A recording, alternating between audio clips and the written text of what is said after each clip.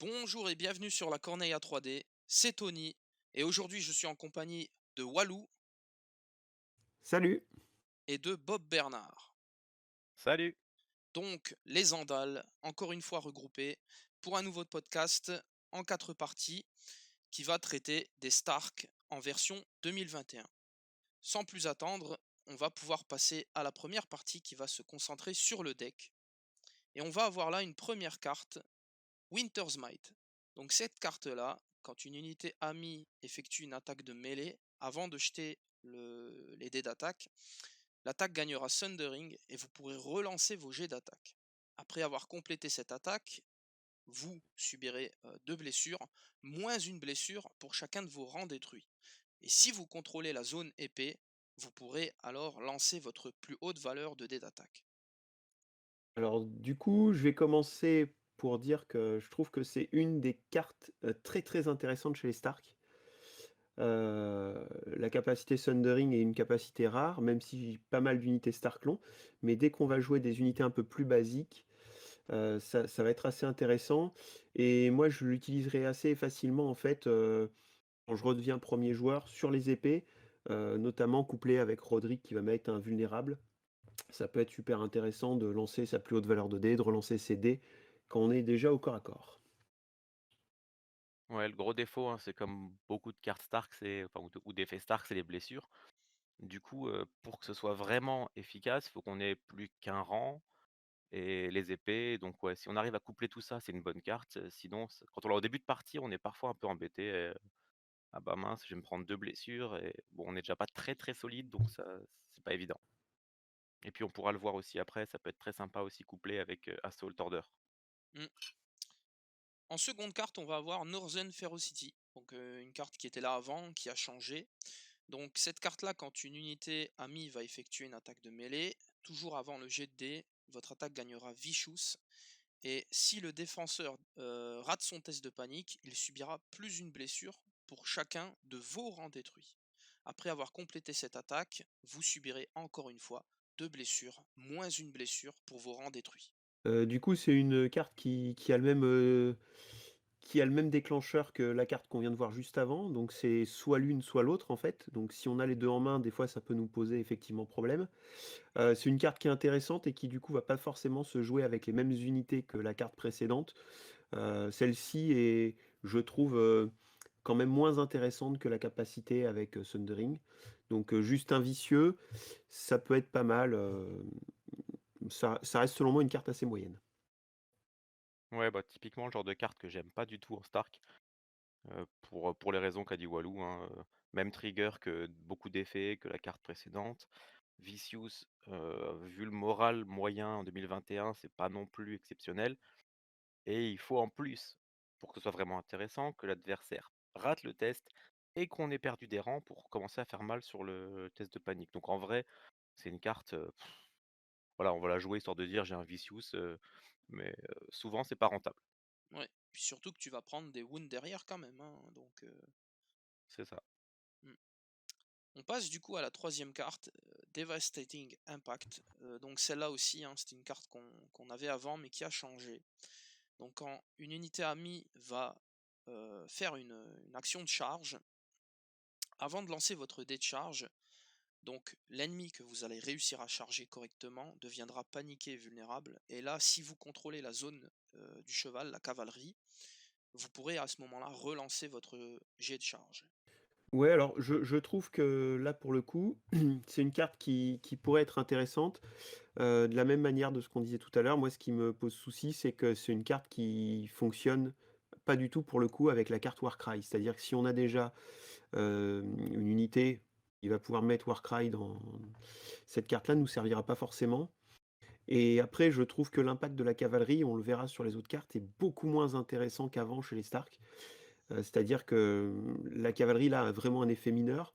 Relancer son dé de charge, c'est bien, mais ça va pas changer, en fait, je pense, notre approche sur se dire: «Je vais tenter, la charge à 5 plus», sauf dans un cas désespéré, quoi. Oui, ben, globalement, tout à fait d'accord avec ça. Je vais juste rajouter que le déclencheur est pas le même que les cartes précédentes et que les autres effets, en Stark, donc ça peut être intéressant de pouvoir coupler par exemple Devastating Impact et Winter's Might. Mmh. Ensuite, on va avoir The North Remembers, le Nord se souvient. Donc au début de n'importe quel tour, vous allez pouvoir cibler une unité combattante amie et lui attacher cette carte jusqu'à la fin du jeu. Et quand une infanterie ou une cavalerie amie sera détruite, vous pourrez placer un token ordre sur cette carte. Et quand cette carte aura un token, l'unité sur laquelle sera attachée cette carte pourra utiliser sa plus haute valeur de jet d'attaque. Et quand vous contrôlerez les épées, vous pourrez, en fait, tous vos jets de charge compteront comme des 6. Alors, c'est une carte que je trouve, assez intéressante, c'est-à-dire que c'est une carte qu'on va pas, garder dans notre main toute la partie. Il y a plusieurs armées qui ont ce type de carte. Celle-ci est assez intéressante, mais il va falloir la jouer quand même, de manière assez subtile. Le fait qu'on ait la plus haute, valeur de dés d'attaque, ça peut être très intéressant dans des berserkers, par exemple. Heu, mais par contre, effectivement, bah, comme nos berserkers risquent de tomber assez vite dans la partie, c'est peut-être pas l'unité à cibler. Donc à mon avis, ça va être une carte qui va être très subtile à intégrer dans nos choix, même si elle a l'avantage de pas rester, une carte morte dans notre main et de pouvoir être posée très vite. Ouais, alors le gros défaut de cette carte, c'est qu'elle ne fonctionne que quand une infanterie ou une cavalerie est détruite et donc les loups ne fonctionnent pas. Quand on voit que dans les autres armées, ben, ça fonctionne, par exemple en Targaryen, en Joramer, ça déclenche la carte équivalente. En Baratheon, s'il y a un noble, ben, ça déclenche aussi. Et là, ben non. En Stark, ils ont décidé que non. Et du coup, c'est un peu frustrant, je trouve, à ce niveau-là. Après, sinon, les effets sont sympas. Là encore, il faut les épées. Donc, deuxième carte où l'effet des épées est important. Donc, on va voir que c'est une zone super importante en Stark. Et comme le disait Walou, beaucoup plus que les poneys. On va ensuite passer à Winter is Coming. Et cette carte-là, elle n'a pas tellement changé, peut-être juste dans le wording, et on va voir ça tout de suite. Donc quand une unité amie va effectuer une charge, avant de lancer votre jet de dés, l'ennemi qui sera chargé avec succès ne pourra pas être ciblé par des cartes ou des ordres amis ce tour-ci. Et si vous contrôlez la zone de la cavalerie, vous pourrez relancer votre jet de charge. Alors là, pour moi, on rentre dans une des 2-3 cartes les plus intéressantes chez les Stark, parce que pour le coup, c'est, la carte effectivement qui existait avant et qui permettait de dire à l'adversaire: «Bah non, tu me contreras pas cette attaque et je vais pouvoir faire mal». Donc bien utilisé, ça reste une des cartes fortes, tactiques fortes, chez les Stark. Ça, c'est assez intéressant. Bon, toujours pareil, le même idée sur la cavalerie, c'est pas forcément très intéressant d'avoir la cavalerie, sauf en cas, désespéré de se dire: «Je vais faire une charge de l'espace». Mais sinon, ça devient une carte très intéressante et en plus, notamment par rapport au wording, là, on va pouvoir le coupler avec, notamment, Winter's Might ou, dans le moins bon des cas, la férocité nordique et du coup, à mon avis, couplé à Winter's Might, ça peut être une très, très bonne carte. Oui, bah, en plus, on l'a déjà vu, il y a beaucoup d'effets très très solides hein, sur les unités défensives. On va prendre par exemple chez les Stag Knight, le fait de pouvoir, entre guillemets, diviser les blessures par deux. Bah voilà, là, on peut dire: «Bah non, tu joueras pas cette carte» ou même chose, ceux qui bloquent ceux qui bloquent, 3 touches ou des choses comme ça, ben, voilà. Surtout qu'il faut savoir qu'il ne peut pas être ciblé par des ordres et non et systématiquement, quand une unité fait un ordre, elle est ciblée. En fait, si mon unité, elle a un ordre, c'est la cible numéro 1. Il peut y avoir d'autres cibles, mais l'unité est ciblée elle-même. Donc voilà, globalement, ça veut dire que tu peux pas jouer un ordre, sur l'unité chargée. Mm. En avant-dernière carte, on va avoir Swift Reposition. Donc cette carte-là, au début de n'importe quel tour, vous allez pouvoir cibler une unité combattante amie. Elle pourra effectuer un shift de 2 pouces. Si vous contrôlez la zone cavalerie, elle pourra à ce moment-là effectuer une manœuvre de 3 pouces. On a mal à notre, avant c'était la Swift Advance, hein, si ma mémoire est bonne. C'est ça, oui. On va moins vite, hein, on boite un peu plus chez les Stark. C'est voilà, c'est des loups un peu plus boiteux, c'est pas grave. Ça Il va falloir l'utiliser avec parcimonie, de manière très intelligente. Par contre, il y a une chose qui est très intéressante, c'est que c'est au début de, n'importe quel tour Ça, c'est plutôt pas mal parce que du coup, on peut l'utiliser, soit au début de notre tour, soit au début de l'adversaire, donc c'est quand même une chose qui est plutôt intéressante, ce qui n'était pas possible avant, puisqu'avant il fallait s'activer. Donc en fait, ça compense un tout petit peu si on a besoin à un moment donné de se replacer, de se reculer, de se voilà. C'est une solution qui est quand même assez intéressante globalement dans le deck Stark. Oui, une carte qu'on partage avec le deck Targaryen ou avec Arma par exemple, en Free Folk. Donc oui, c'est une très bonne carte, qui comme a dit Walou, hein, elle a vraiment beaucoup d'utilisation. Il faut vraiment réfléchir à comment l'utiliser. Un petit shift à droite, ça peut permettre par exemple d'être, de flanc au lieu d'être de face, des choses comme ça. Donc oui, c'est beaucoup moins fort que le Swift Advance, mais voilà, dans la 2021, ça reste une bonne carte et très sympa à jouer. Mmh. Et en dernière carte, on va avoir une carte qu'on a déjà vue, plusieurs fois maintenant, l'Assaut Orders. Donc quand une unité non, pardon, quand un NCU ami va s'emparer d'une zone, vous pourrez remplacer l'effet de la zone par une unité de combat ami peut faire une action d'attaque de mêlée, ou alors, si vous avez pris les épées avec votre NCU, vous pourrez remplacer ça par une action de charge. Alors c'est une carte, que je trouve très intéressante, hein. Voilà, là encore, un petit peu comme je le disais sur Winter is Coming, pour moi, c'est une des cartes les plus intéressantes chez les Stark puisque c'est une carte qui va créer de la surprise. Si notre adversaire a pas intégré qu'on avait cette carte dans le deck, ça peut faire très, très mal. Donc c'est intéressant. Le seul petit défaut, c'est qu'on va dire, il y a quand même quelques NCU, natifs chez les Stark, notamment, Sansa par exemple. On va pas pouvoir le coupler les 2 effets avec ça, puisqu'elle aussi remplace une zone. Donc ça, c'est un petit peu limitant par rapport notamment à ce NCU. Mais sinon, ça reste très intéressant. Comme je le disais tout à l'heure, si on a un Roderick, en NCU, bah, là, on prend les épées et charge est vulnérable, donc c'est très, très intéressant et comme le disait Bob tout à l'heure, bah, l'importance des épées, on voit chez les Stark, a pris le pas un petit peu sur le cheval. Oui, hein, et puis là, on voit déjà des petites combos qui se dessinent, hein. On va avoir, bon, Roderick qu'on verra tout dans l'autre partie, qui va prendre les épées.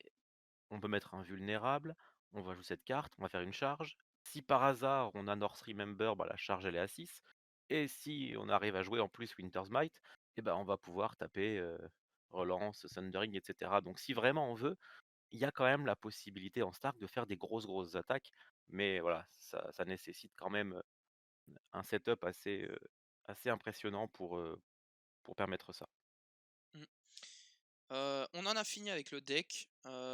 Avez-vous encore un mot à ajouter sur la globalité, des changements qui ont été apportés au deck Stark, hein, qui a quand même été pas mal revu à la baisse, mais en même temps c'est un peu le lot de tout le monde avec cette, 2021, enfin, à quelques exceptions. Ouais, enfin, pour moi, c'est un deck que je trouve assez intéressant, dans l'esprit dans l'esprit de l'armée, je pense qu'ils veulent incarner avec ça. C'est-à-dire que c'est une armée qui va être agressive, qui a beaucoup de cartes offensives, heu, globalement. Donc ça, c'est plutôt intéressant sur une armée qui veut taper fort. Heu, il y a des cartes qui sont intelligentes, la Swift Reposition est une carte intelligente et intéressante, je pense, à jouer et après on a beaucoup de cartes, d'impact, de charge, d'attaque et du coup, c'est plutôt intéressant dans un esprit, entre guillemets de «d'armée» qui va, essayer de taper fort, quitte à prendre des touches en retour. La base du deck est, je trouve, très intéressante. Oui, alors moi je vais être un petit peu plus mitigé. Sur le papier, c'est un deck qui me plaisait beaucoup. Et puis à l'usage, j'ai beaucoup de mal. Alors pourquoi? Bah, notamment déjà 2 cartes qui font des blessures, ça c'est pas évident à placer. North Remember, comme je l'ai dit, il faut qu'on ait déjà une unité qui soit morte, mais c'est pas un loup, donc c'est qu'on a déjà une mauvaise posture, donc c'est pas génial. Winter is Coming est très bon, mais il faut que l'adversaire ait l'unité embêtante, qu'on ait la carte au bon moment, et cetera. Et du coup, au final, ça nous laisse, 2 cartes assez faciles à jouer, Swift Reposition et Assault Order. Et ça me gêne un peu dans l'absolu, et voilà, c'est vraiment c'est que mon point de vue, mais voilà, j'ai du mal avec ce deck, je pense que je j'arrive pas avec ce deck-là.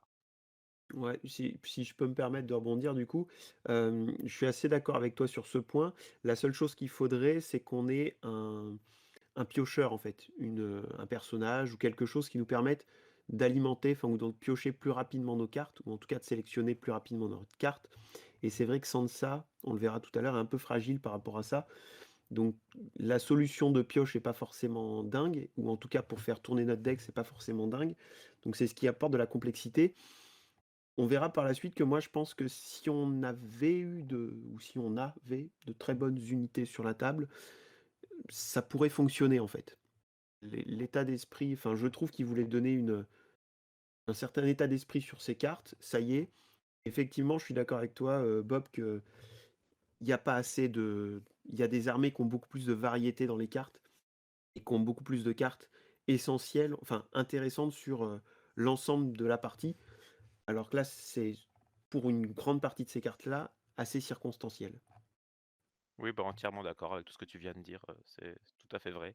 Un bon piocheur ou quelque chose comme ça, on imagine par exemple Roderick en Greyjoy, ben, ça pourrait changer complètement la donne en Stark. Mmh. Exactement.